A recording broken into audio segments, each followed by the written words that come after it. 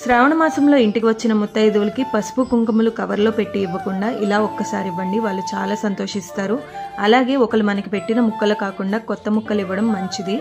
నేను ఇక్కడ మట్టి గాజులు తీసుకుంటున్నాను. అలాగే మట్టి గాజుల్లో ఇంకొక రకమైన సింగిల్ బ్యాంగిల్స్ కూడా తీసుకుంటున్నాను.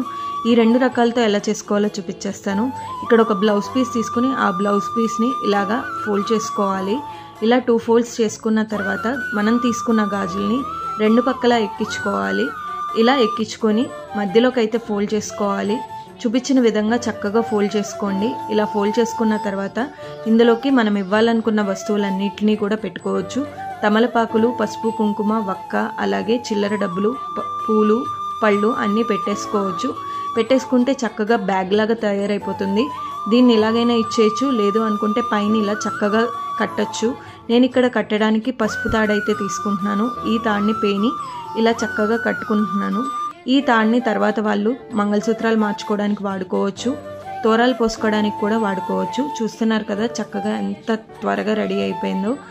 ఒకవేళ ఇవి లేవు అనుకుంటే రిబ్బన్తో అయినా కూడా కట్టచ్చు. ఇలా రిబ్బన్ అయినా కట్టేసుకోవచ్చు. నా దగ్గర ఈ పువ్వులు అయితే ఉన్నాయి. ఇవి ఆర్టిఫిషియల్ ఫ్లవర్స్ అండి, మీషోలో అవైలబుల్గా ఉన్నాయి. కావాలనుకుంటే పర్చేస్ చేసుకోవచ్చు. అలాగే ఇది పెట్టివ్వడానికి ఒక బుట్ట కూడా, ఈ బుట్టలు కూడా మీషోలో అవైలబుల్గా ఉన్నాయి. మీరు కావాలంటే పర్చేస్ చేయొచ్చు. లేదు ఆ గాజులు లేవు అనుకుంటే ఇలా మట్టి గాజులైనా కూడా తీసుకోవచ్చు. ప్లెయిన్ బ్లౌజ్ పీసెస్తో కూడా ఇందాక ఎలాగైతే చూపించానో అలాగే చక్కగా ఫోల్డ్ చేసేసుకొని మధ్యలో కావాల్సిన వస్తువులన్నీ పెట్టుకొని ఇలా రిబ్బన్తో టై చేసేసుకోవచ్చు. మీ దగ్గర కానీ ఒకవేళ నేను చూపించిన రబ్బర్ బ్యాండ్స్ లాంటివి ఉంటే కొత్తవి, వాటిని కూడా ఇలా పెట్టుకోవచ్చు. పెట్టేసుకొని ఈ తాంబూలం చక్కగా ఇచ్చేయచ్చు. ఈ ఐడియా నచ్చితే సేవ్ చేసుకొని ట్రై చేసేయండి. లైక్ చేయండి, షేర్ చేయండి, కామెంట్ చేయండి, సబ్స్క్రైబ్